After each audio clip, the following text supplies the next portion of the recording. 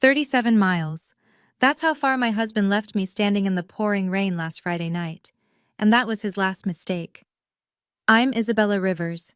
And if you're watching this, you've probably been underestimated, abandoned, or betrayed by someone who is supposed to love you. What I'm about to share isn't just about my husband thinking it was perfectly acceptable to dump his wife on the highway to teach her a lesson. It's about how 8 years of silence transformed into 847 pages of evidence, and how a shareholders' meeting 72 hours later changed everything.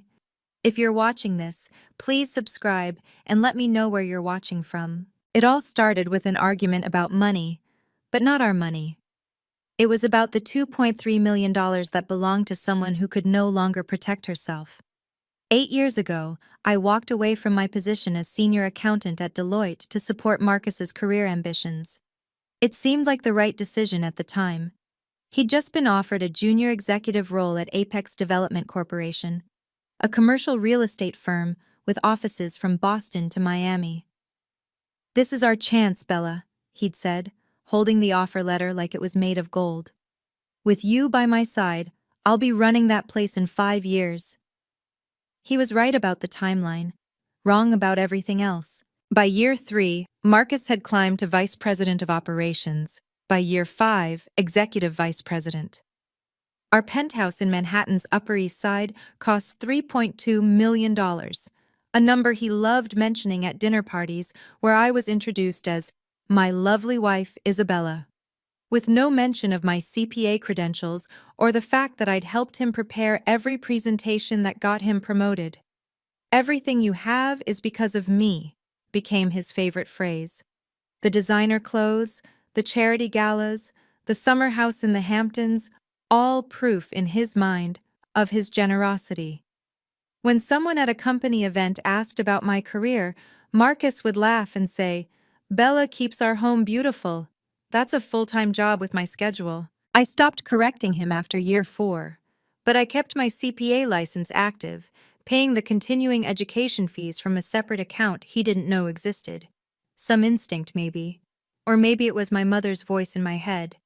"Never give up your ability to stand on your own feet, sweetheart." My mother, Margaret Chen, yes, that Margaret Chen who built a medical supply empire from nothing, was diagnosed with Alzheimer's 2 years ago. The woman who once negotiated million-dollar contracts could no longer remember my name most days. The first red flag came 6 months ago, disguised as a routine banking notification. Mom's trust fund, carefully structured to cover her care at Willowbrook Memory Center, had triggered an unusual activity alert, a $50,000 withdrawal. When I asked Marcus about it at dinner, he didn't even look up from his phone. "Just some administrative fees, babe. Your mom's account is complex. I'm handling it to save you the stress." I nodded, served his salmon, and made a mental note. That email became evidence number 1 of what would eventually be 847 separate documents. 2 weeks later, another alert. This time, $75,000. Marcus was in Chicago for a critical acquisition meeting, so I did something I hadn't done in years. I logged into my old forensic accounting software. The muscle memory was still there, fingers flying across the keyboard as I traced the transaction. The money had gone to something called Project Haven LLC. I'd never heard of Project Haven. That's when my phone rang. Rachel Foster, Apex's former CFO, who'd resigned abruptly 3 months earlier. "Isabella," her voice was careful, measured.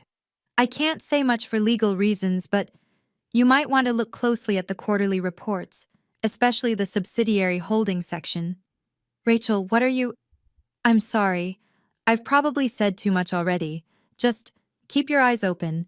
And Isabella, document everything." The line went dead.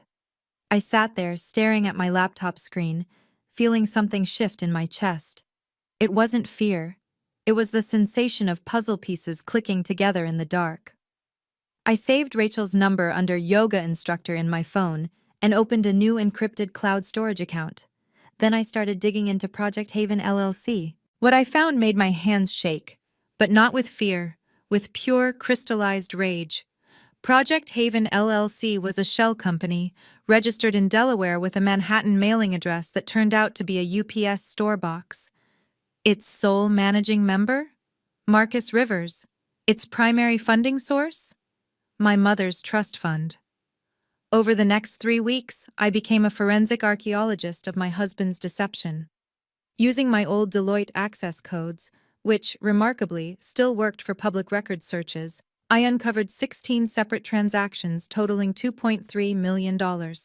Each transfer was small enough to avoid federal reporting requirements, spread across 18 months.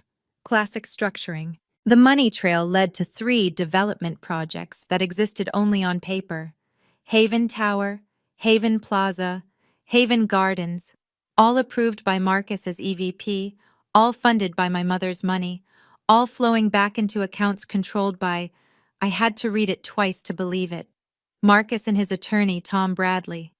I sat in my walk-in closet at 2 a.m., laptop balanced on a shoebox, photographing every document with my phone as backup.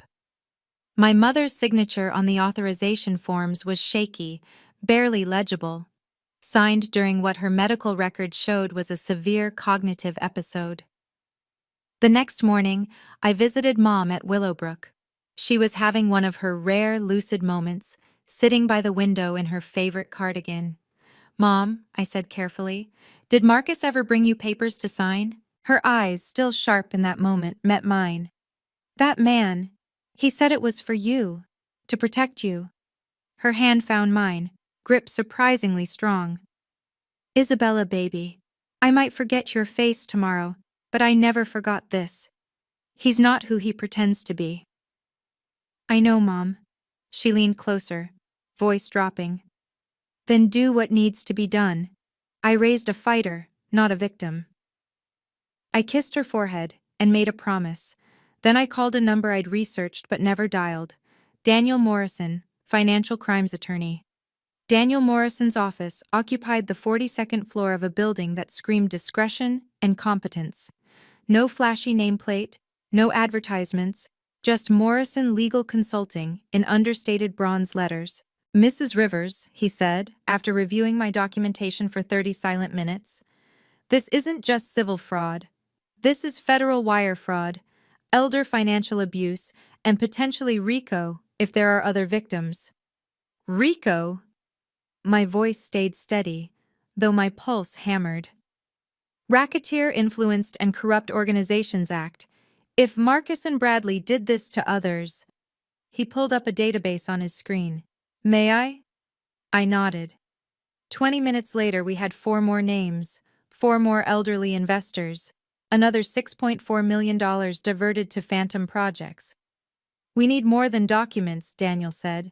"We need witnesses, someone from inside Apex." "I might know someone."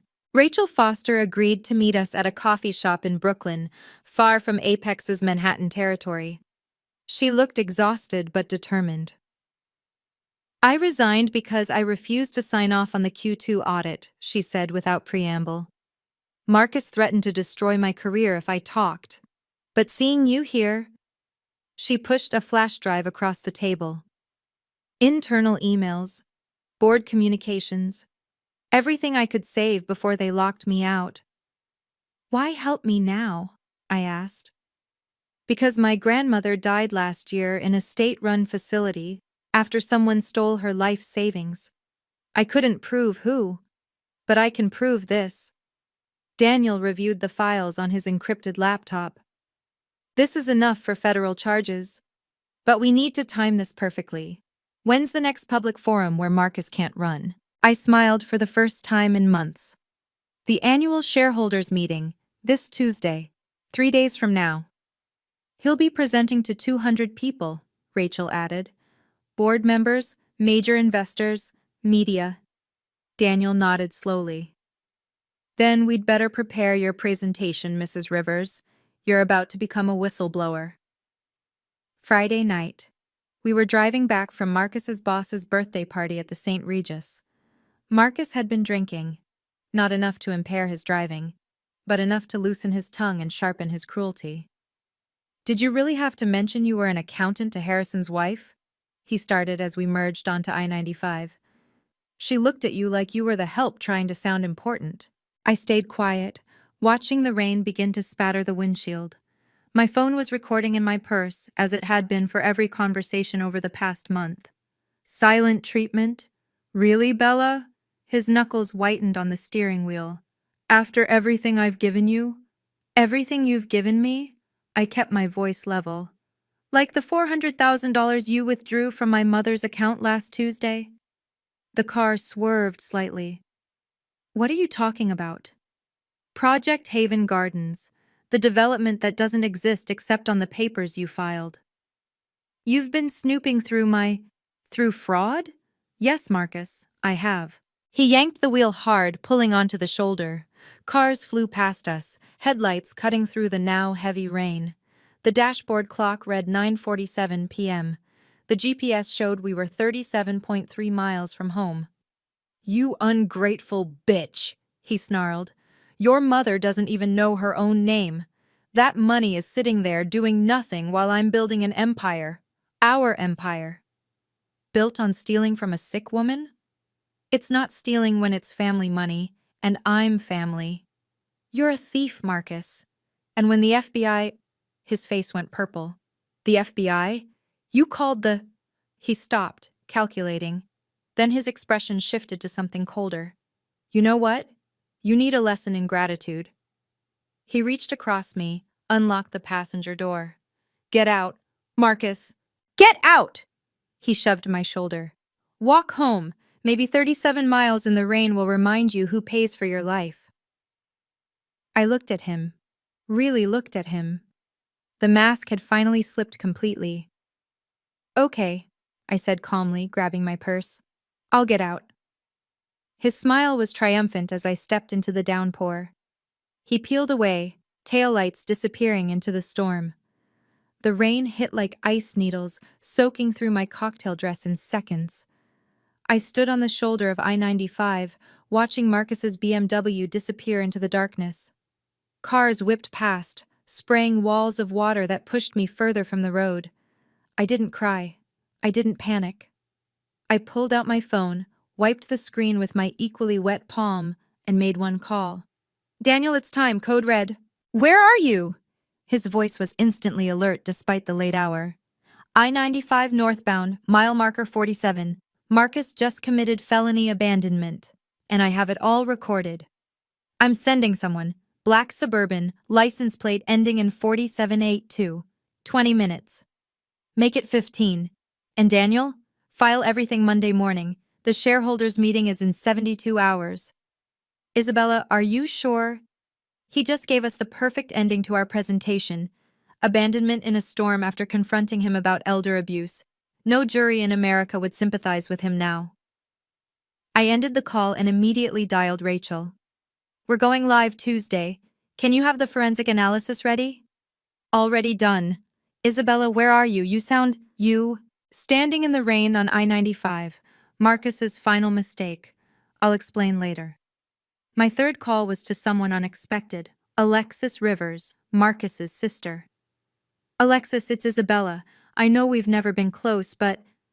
Isabella? It's almost 10 at night. Your brother just abandoned me on the highway. I'm filing charges Monday. If you have anything you want to protect from the asset freeze, you have 48 hours. Silence. Then, he did it to you too? What do you mean, too? Check Dad's estate records. Marcus was executor. I'll send you what I have.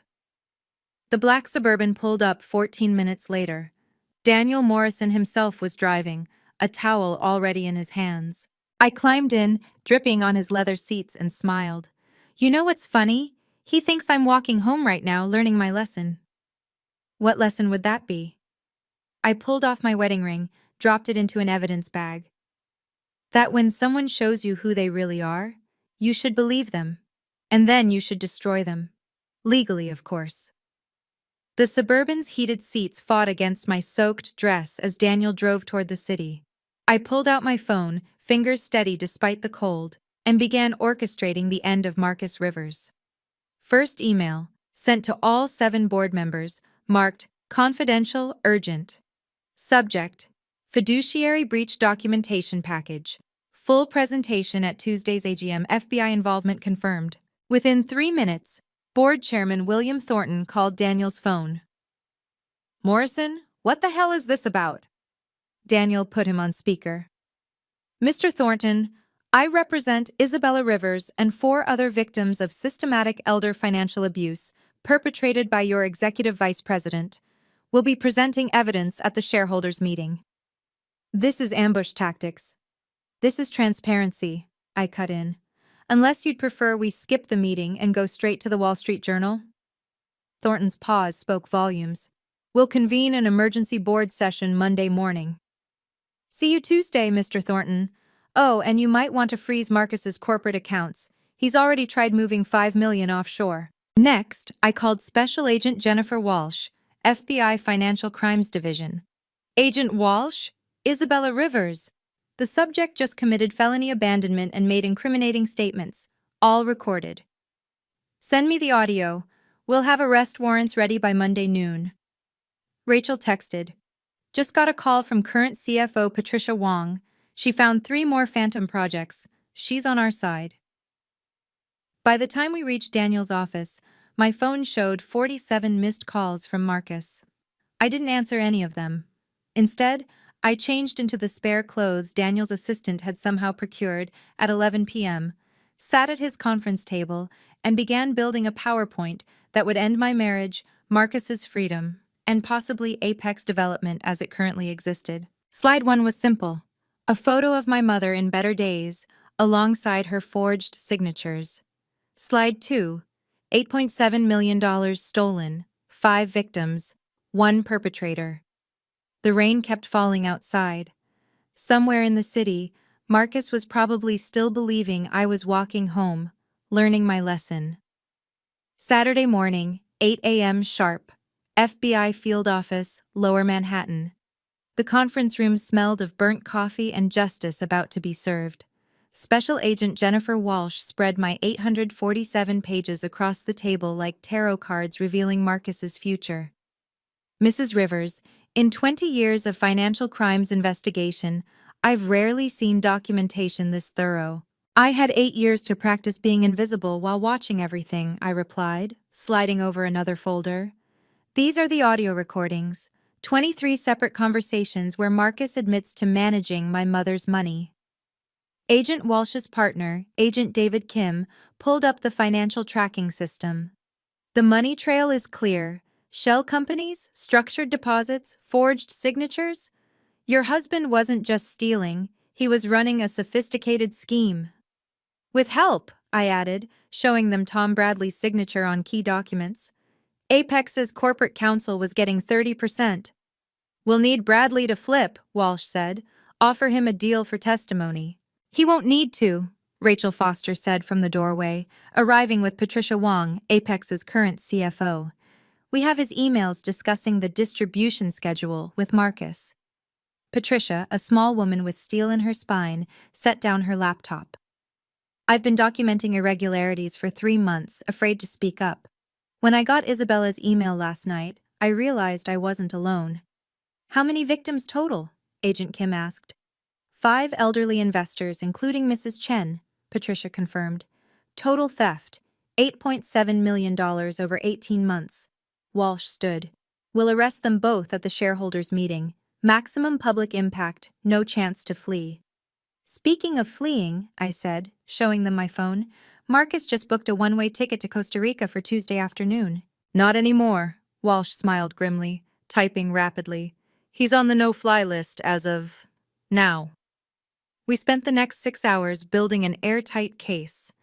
By the time we finished, the rain had stopped and the sun was breaking through the clouds.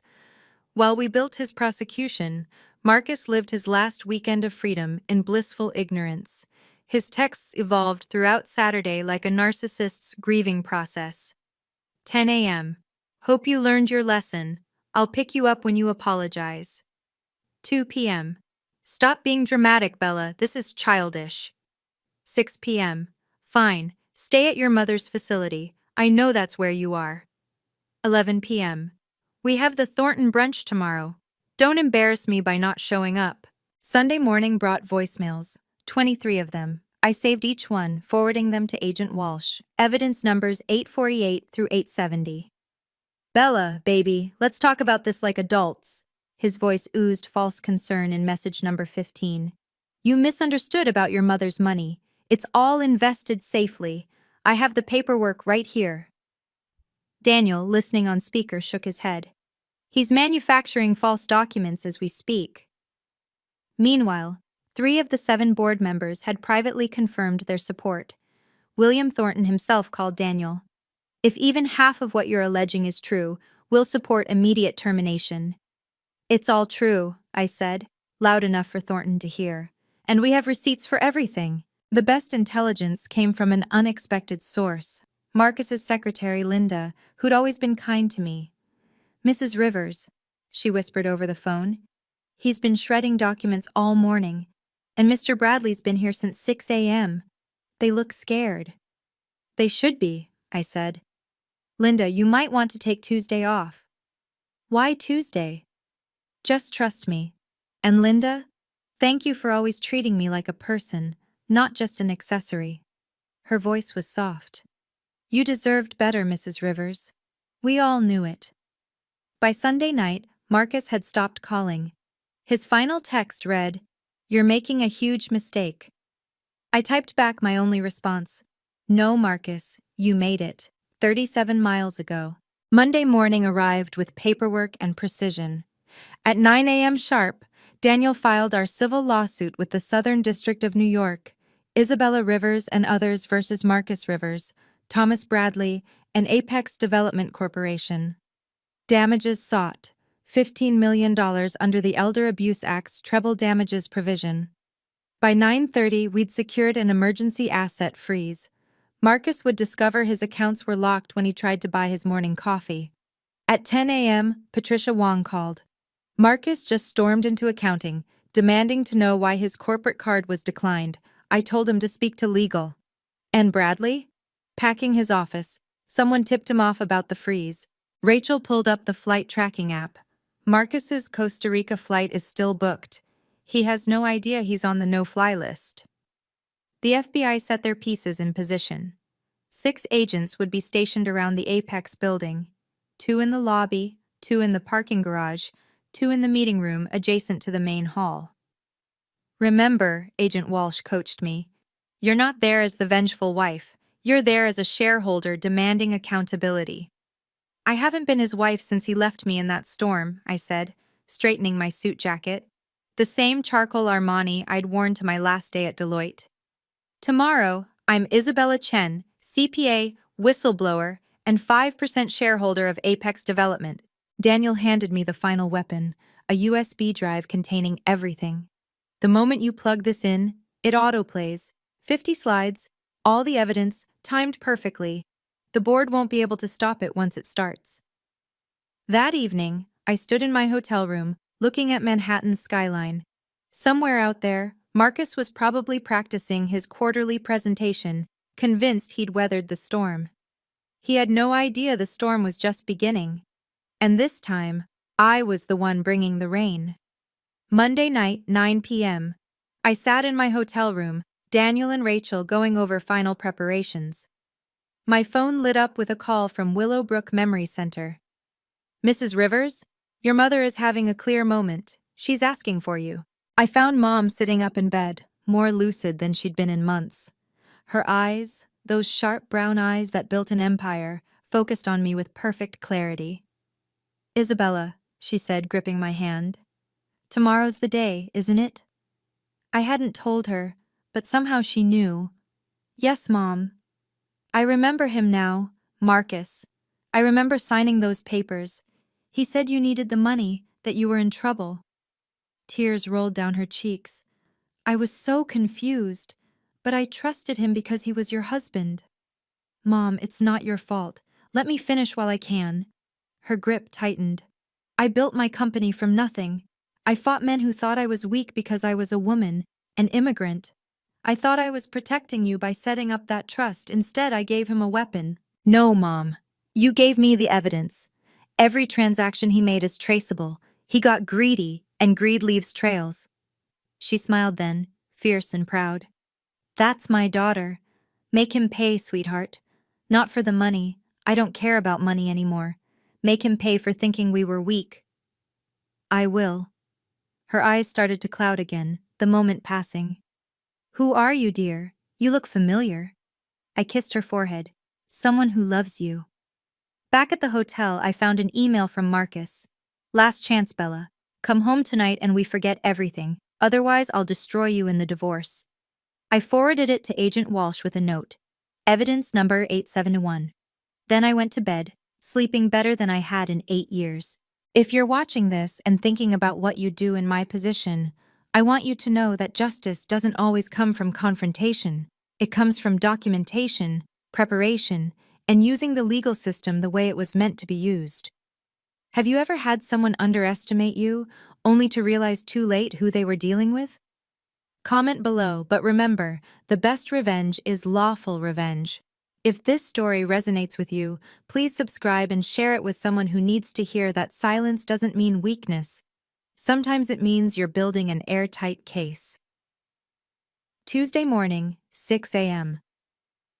1 hour before I left for Apex, Rachel called with information that changed everything. Isabella, you need to see this. I've been going through Bradley's old emails with my forensic software. Your mother wasn't their first victim. She sent me a secured file. 4 names stared back at me.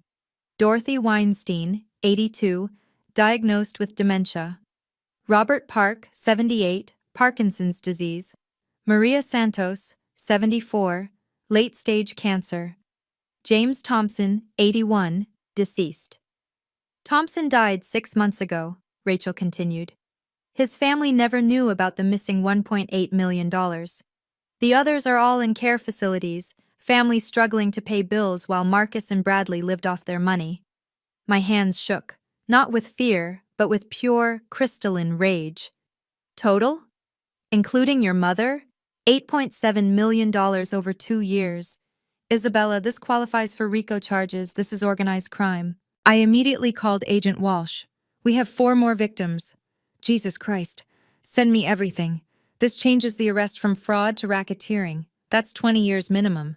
Daniel arrived at my room, looking grim. There's more. Alexis just sent proof that Marcus stole $500,000 from their father's estate. She's been documenting it for 3 years, too afraid to act. Why now? Because you gave her courage. She's flying in from Boston. She'll be at the meeting. I stood at the window, watching the sun rise over Manhattan. Marcus hadn't just stolen from my mother. He'd built his entire executive lifestyle on the suffering of elderly people who couldn't fight back. We need to update the presentation, I said, turning to my laptop. The new slide 23 was simple but devastating. 5 elderly faces, their names, their diagnoses, the amount stolen. Below, this wasn't a mistake, it was a pattern. Patricia Wong texted. Marcus just arrived. He's in his office practicing his presentation. He has no idea what's coming. I pulled on my jacket, checked my appearance one last time. The woman in the mirror wasn't Marcus's decorative wife anymore. She was a reckoning in a suit. At 8:30 a.m., Marcus's perfect morning started crumbling. Patricia told me later how it unfolded. First, his assistant Linda didn't show up. She'd taken my advice to stay home. Then his company credit card was declined again at the coffee cart. But the real panic started when Tom Bradley burst into his office, laptop in hand. We have a problem, Bradley said, showing him the court filing. Your wife sued us. RICO charges, Marcus. Federal RICO. According to Patricia, who was watching through the glass walls, Marcus went pale, then red, then purple. He tried calling me, blocked, his lawyer, who informed him he needed a criminal attorney now, his bank, all accounts frozen by court order. She can't do this, he'd shouted loud enough for half the floor to hear. She's nobody. She's just my wife. Meanwhile, I was in the lobby of the Apex building with Daniel, Rachel, and 6 FBI agents in plain clothes. Agent Walsh checked her watch. T-minus 90 minutes, everyone in position. Marcus's texts came rapid fire. Bella, this is insane. Call me. You're destroying everything we built. I'll give you whatever you want in the divorce. Answer me! Then, at 9:15, he must have checked the flight status because the next text was different. "What did you do? Why am I on a no-fly list?" Tom Bradley tried to leave the building at 9:30, but found Agent Kim waiting by his car.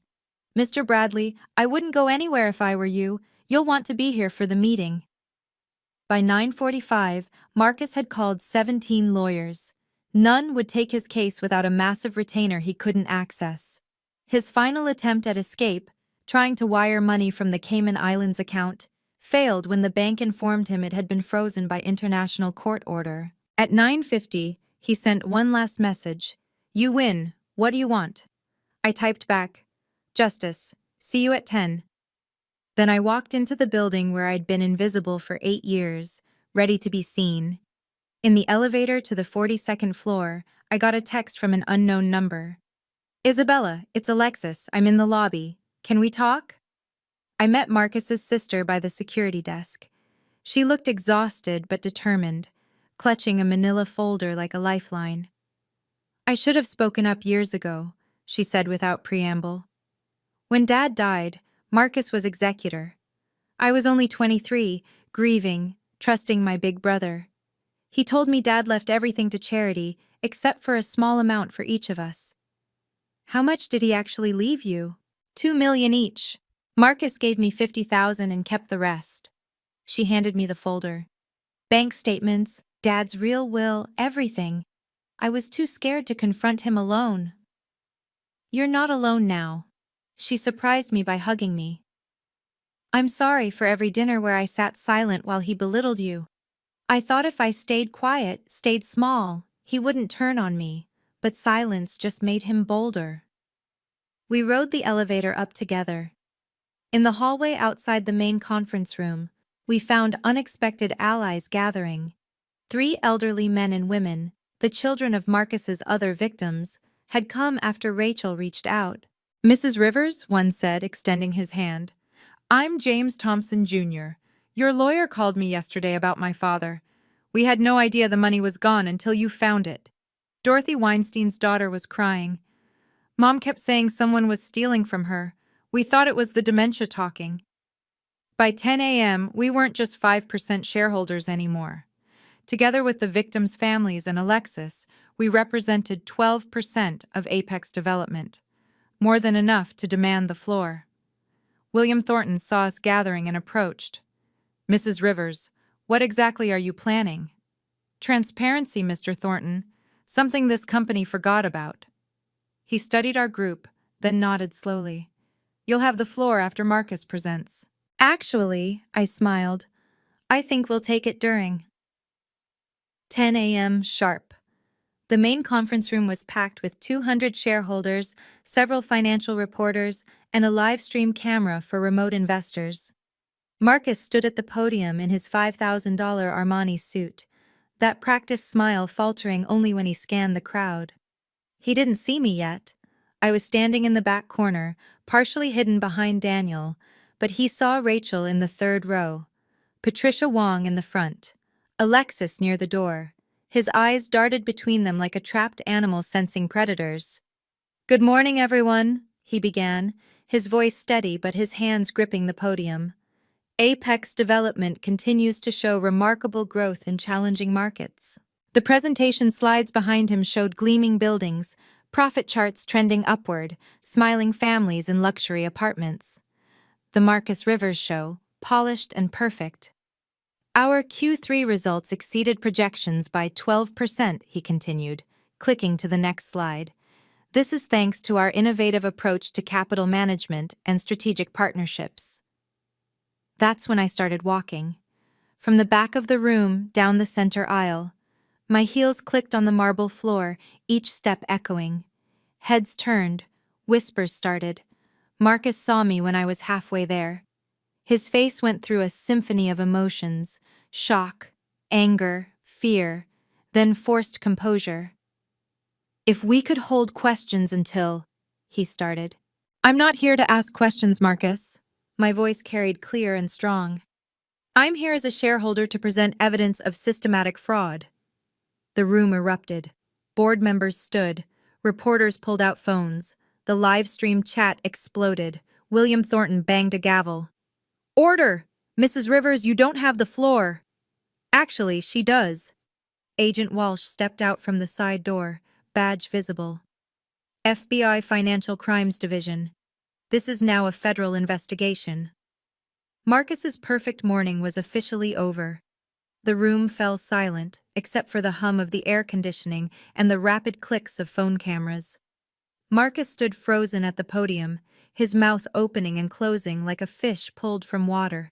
"Mr. Chairman," I addressed Thornton while keeping my eyes on Marcus, "I request permission to present evidence relevant to shareholder interests."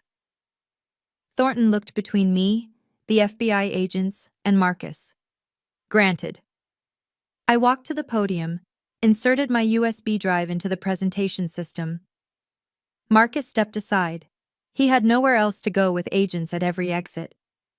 "Before we begin," I said, turning to the audience, "I want everyone to know that every piece of evidence I'm about to show has been verified by the FBI and forensic accountants."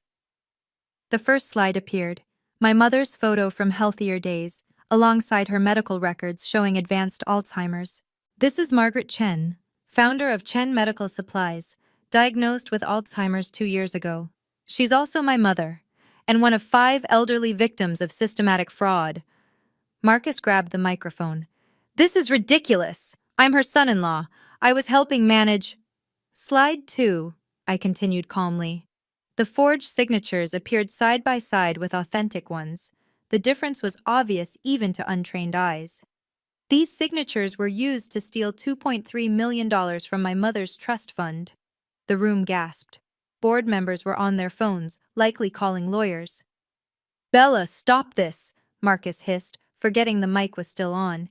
"You don't understand business." Slide 3. Wire transfer records filled the screen, each one highlighted, tracked, traced to shell companies. "I understand fraud, Marcus. I understand racketeering.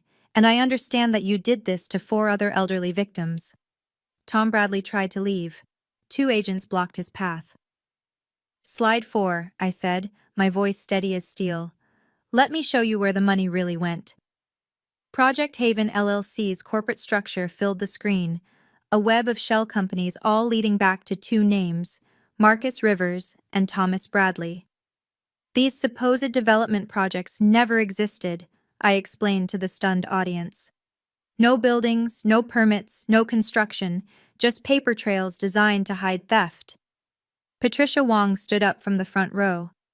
"As current CFO, I can confirm these projects don't appear in any legitimate Apex databases. They were completely off the books." Marcus's composure finally cracked. "You can't prove—" Slide 12. His own voice filled the room from the recorded conversation. "Your mom doesn't even know her own name. That money is just sitting there doing nothing." Several shareholders stood to leave, disgusted. The reporters typed furiously. "But my mother wasn't enough," I continued. Slide 15. 4 more faces appeared: Dorothy Weinstein, Robert Park, Maria Santos, James Thompson. Combined, these 5 elderly investors lost $8.7 million to fraud. Mr. Thompson died never knowing his life savings had been stolen. James Thompson Jr. stood up in the audience. "That's my father. He worked 40 years as a teacher, saved everything for his grandchildren's education.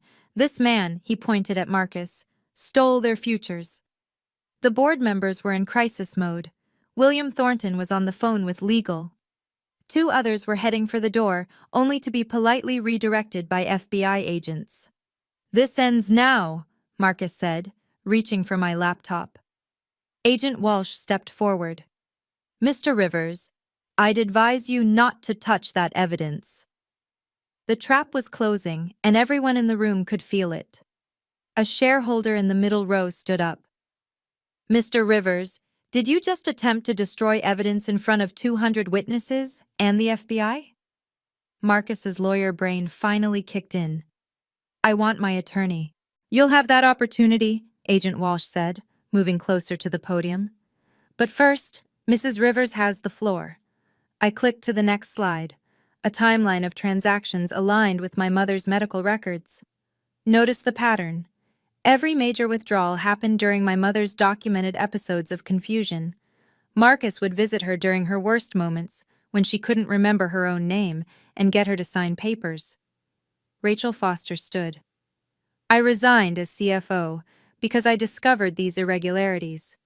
When I tried to report them, Mr. Rivers threatened to destroy my career. I have those threats in writing. Slide 23. An email from Marcus to Tom Bradley appeared. If Foster talks, make sure she never works in finance again. We have too much at stake. The room was electric with tension. Several shareholders were recording everything on their phones. The live stream viewer count had jumped to over 10,000. This is a witch hunt, Marcus shouted. I've made you all millions. The stock price is built on stolen money, I finished. Slide 30. The Cayman Islands account information appeared, showing $5 million ready for transfer. Yesterday at 4 p.m., Mr. Rivers attempted to flee the country with funds stolen from elderly investors. He has a one-way ticket to Costa Rica for, I checked my watch, 2 hours from now. That's when Marcus made his final mistake. He ran for the door. Marcus made it 3 steps before Agent Kim intercepted him. The room erupted in chaos. Shareholders standing, phones recording, reporters shouting questions. Ladies and gentlemen, I said into the microphone, my voice cutting through the noise. Please remain seated. This is about to become official. Agent Walsh stepped to the podium. Marcus Rivers, you're under arrest for wire fraud, elder financial abuse, racketeering, and conspiracy to commit fraud. You have the right to remain silent. Bella! Marcus shouted as Agent Kim cuffed him. You don't understand. It was for us, for our future. I walked closer to him, close enough that only he and the nearest agents could hear me clearly. No, Marcus, it was for you. It was always only for you. I raised my voice so everyone could hear. 8 years ago, I gave up my career to support yours. I became invisible so you could shine. And how did you repay that sacrifice? By stealing from my sick mother. By abandoning me on a highway in the rain because I dared to question you. The room was silent now, everyone straining to hear. 37 miles, Marcus. You left me 37 miles from home to teach me a lesson. Well, I learned something that night. I learned that the man I married was a criminal who preyed on the vulnerable. And I learned that 8 years of silence had given me something powerful. The ability to watch, document, and wait for exactly the right moment. I turned to the room. Slide 45.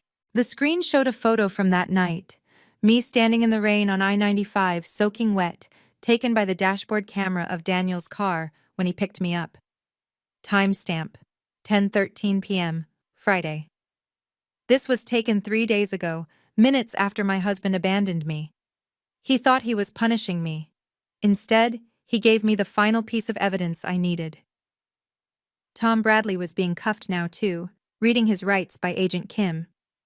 Any last words for the shareholders, Mr. Rivers? I asked. His response was everything I expected. You'll regret this. No, I said firmly. I won't. With Marcus and Bradley in custody but still in the room, I continued the presentation. The agents allowed it. Public humiliation was part of justice. Slide 46. A detailed forensic accounting report filled the screen, prepared by Rachel and Patricia. Every dollar is accounted for, I explained. Every fraudulent transaction traced. Every victim identified.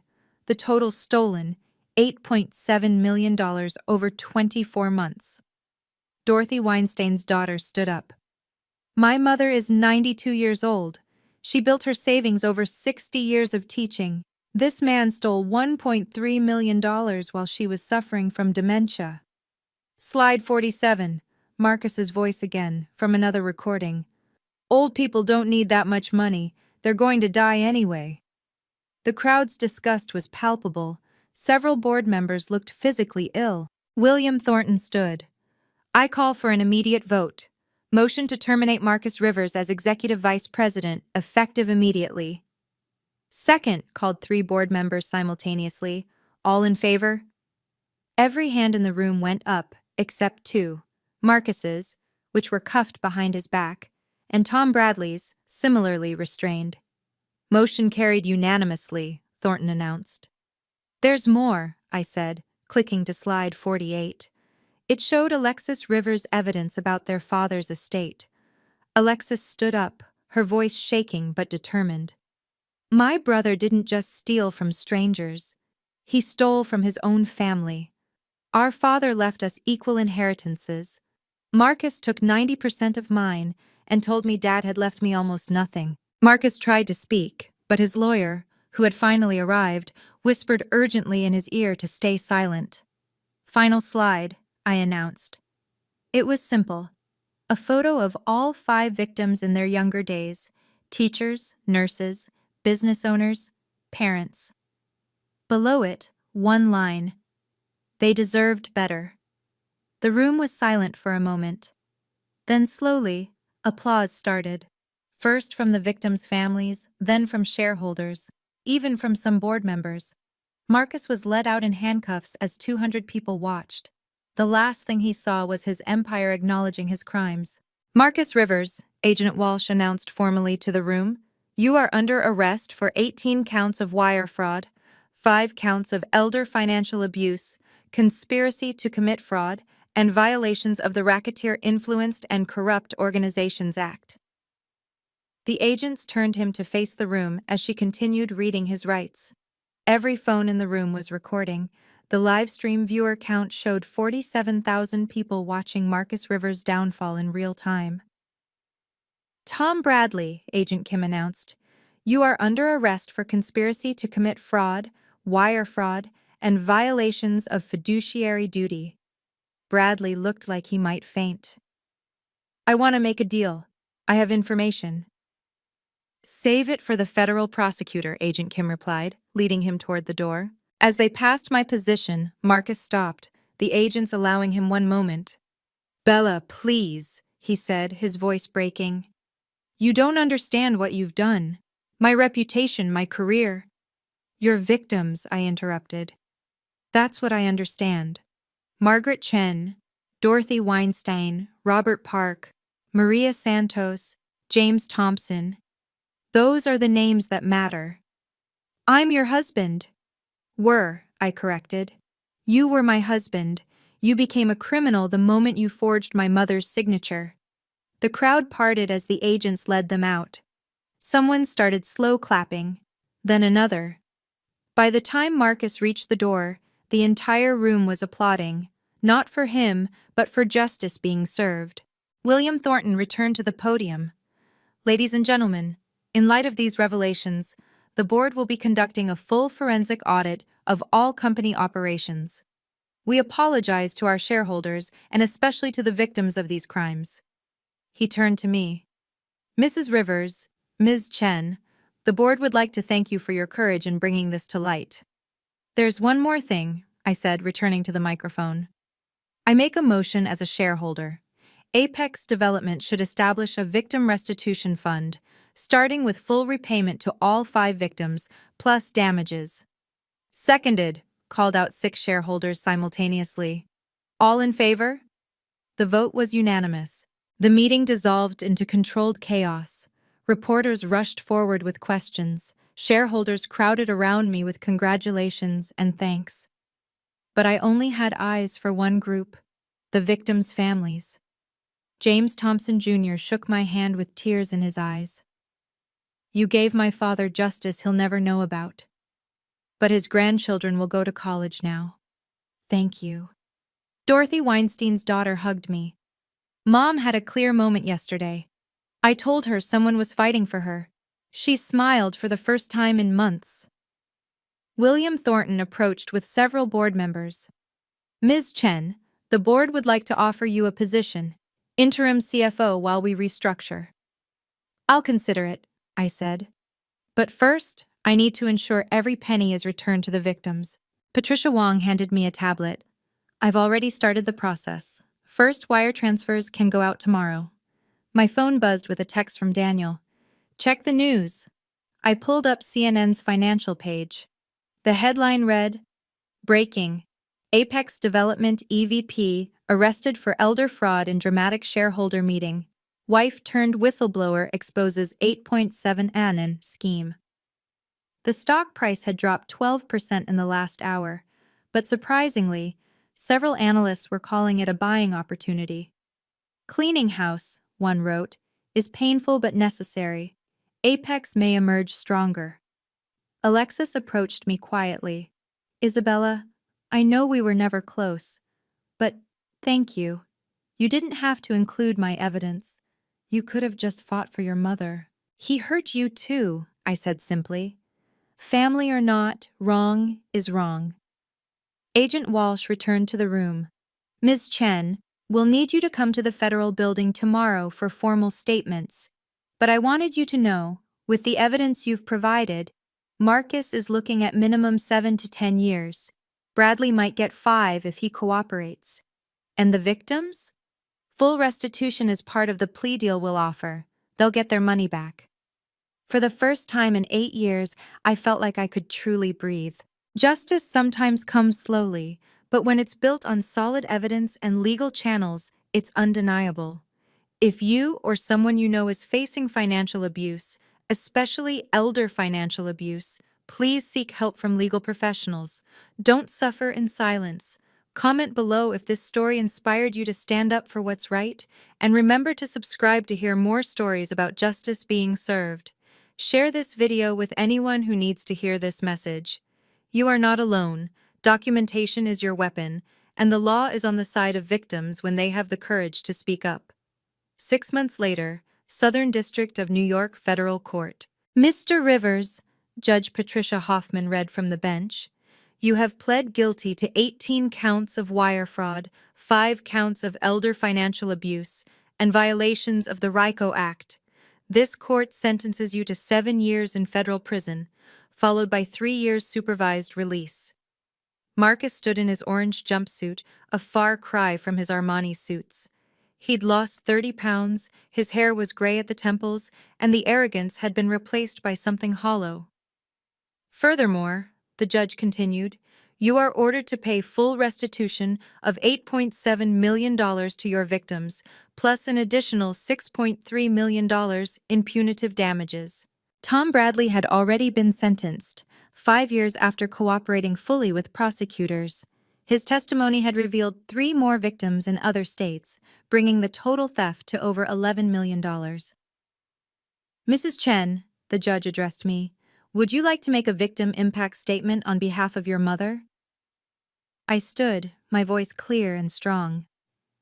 My mother built her company with her own hands, coming to this country with nothing. She trusted her son-in-law to protect her when she could no longer protect herself. That trust was betrayed in the cruelest possible way. But today, justice is served. Not revenge, justice. Through the proper legal channels, with evidence and due process. As they led Marcus away, he looked back once. I met his eyes steadily, then turned and walked out of the courthouse into the bright New York morning. The restitution came through like clockwork. $2.3 million returned to my mother's trust, plus $1.7 million in damages. The irony wasn't lost on me. Marcus's theft had actually resulted in a larger fund for her care. I used part of the punitive damages to establish the Chen Foundation for Elder Financial Protection. Within 3 months, we'd helped identify and prosecute 12 similar cases across New York State. Dorothy Weinstein received her $1.3 million back, plus damages. Her daughter called me crying. They could afford the premium memory care facility now, the one with the garden Dorothy loved. The Thompson family's educational trust was restored with interest. James Jr. sent me a photo of his twin daughters at Columbia University. Dad would have been so proud, he wrote. Apex Development, surprisingly, thrived under new leadership. Patricia Wong was promoted to permanent CFO, implementing forensic controls that became an industry model. The stock recovered and surpassed its previous high within 4 months. I accepted a position as Director of Compliance, not because I needed the money, but because I wanted to ensure nothing like this ever happened again at Apex. My mother, in one of her increasingly rare clear moments, held my hand during a visit. Did you win, sweetheart? She asked. We won, Mom. We all won. We all... Good, she said, squeezing my hand. I always knew you were the strongest one in that marriage. The best part? Every penny was recovered through legal channels. No revenge, no vigilante justice, just the law working exactly as it should when someone has the courage and evidence to use it. I bought a brownstone in Brooklyn Heights, not as flashy as the Upper East Side penthouse, but it was mine. Every mortgage payment came from money I earned, not money Marcus controlled. My office overlooked the garden where I grew tomatoes and roses, something Marcus had called pedestrian when I'd suggested it years ago. My CPA license hung prominently on the wall, no longer hidden in shame. The forensic consulting firm I started, Chen Financial Investigations, had more cases than I could handle alone. I hired Rachel Foster as partner and two young CPAs who reminded me of myself at Deloitte, eager and sharp. Alexis became an unexpected friend. We met monthly for coffee, building the relationship Marcus had made impossible. She was seeing a therapist, working through years of financial abuse and manipulation. "You saved more than just the victim's money," she told me one afternoon. "You saved our family from him, from what he'd become." Even Linda, Marcus's former secretary, reached out. She now worked at a nonprofit helping elder abuse victims. "You inspired me," she said, "to stop being silent when I see wrong." My mother's care was secured for life at Willowbrook's Best Wing. I visited daily, reading to her even when she didn't recognize me. The staff told me she seemed more peaceful now, as if some burden had lifted. I dated occasionally, nothing serious yet. Trust would take time to rebuild. But I was learning that being alone wasn't lonely when you actually liked the person you'd become. The speaking invitations started coming 3 months after the trial. Law schools, women's organizations, elder care associations. I accepted selectively, always with the same message. Documentation is your shield, the law is your sword. But courage is what makes you pick them up. I developed a presentation, the 37-mile lesson, recognizing financial abuse before it's too late. The warning signs I'd ignored, the red flags I'd rationalized, the slow erosion of financial independence that felt like love, but was really control. At Columbia Law, a young woman asked, "Do you forgive him?" "Forgiveness and justice aren't mutually exclusive," I answered. "I don't carry hatred. That would be letting him steal more from me. But forgiveness doesn't mean escaping consequences. He's serving his sentence. That is my forgiveness. Letting the law handle him instead of revenge." The hardest lesson to share was about complicity through silence. Every time I didn't correct him when he diminished my credentials, every time I let him speak for me, I was teaching him that I accepted being lesser. Boundaries aren't mean, they're necessary. I kept a photo on my desk from that night on I-95, soaking wet, standing in the rain. Not as a reminder of pain, but of transformation. That woman in the rain didn't know she was about to become her own hero. The 37 miles Marcus made me walk, they led me home to myself. And that journey was worth every step. 6 months after the trial, a letter arrived at my office. Federal Correctional Institution, Otisville. Marcus's handwriting, once so confident on million-dollar contracts, now shaky on prison stationery. "Isabella, I've had time to think. To really think. I need you to know I'm sorry. Not for getting caught, but for what I became. For what I did to you, to your mother, to everyone. I don't expect forgiveness. I just needed to say it. Marcus." I read it twice, then forwarded it to my lawyer with a note. "Please file this with the others. No response needed." Because here's what 8 years of silence and 3 days of action taught me. When someone shows you who they are through cruelty, through abandonment, through betrayal, believe them and act accordingly. Marcus thought leaving me 37 miles from home in the rain would teach me about gratitude. Instead, it taught me about strength, my strength, the strength that had always been there, buried under years of "yes, dear," and "whatever you think is best." That night on the highway, soaking wet and alone, I wasn't learning the lesson he intended. I was learning that the woman who once managed millions at Deloitte, who scored in the top 1% on her CPA exam, who built financial models that saved companies, she was still there. She'd just been waiting for the storm to wash away the facade. My mother passed away last month, during one of her peaceful moments. The nurse said she'd been looking at a photo of me in my graduation cap, the one where I'm holding my CPA certificate. Her last words were clear. "That's my daughter, the strong one." The Chen Foundation has helped recover $47 million for elder fraud victims nationwide. Every case starts the same way. Someone who was told they were nobody, nothing, dependent, finally finding their voice and their evidence. 8 years of marriage taught me to be invisible. 37 miles in the rain taught me to be unstoppable. And 847 pages of evidence taught me that justice isn't about anger, it's about truth, methodically documented and properly presented. To anyone listening who sees themselves in my story, document everything, find your allies, trust the law, and remember, silence isn't weakness if you're building your case. The quietest person in the room might just be the one taking notes. Marcus has 6.5 more years to think about those 37 miles. Me? I have a lifetime to build something better on the foundation of truth, justice, and my own strength. That's not revenge, that's redemption. If this story resonated with you, please hit subscribe and ring the notification bell. Share this video with anyone who needs to hear that they deserve better and that justice is possible through legal channels. Comment below. I read everything and try to reply to questions about the legal process. Next week's story. She stole my inheritance while I was deployed, the military lawyer who exposed everything. Remember, document everything, verify twice, and protect yourself legally. Never let anyone convince you that standing up for yourself makes you ungrateful or dramatic. You deserve respect, safety, and justice. Stay strong, stay smart, and I'll see you in the next video.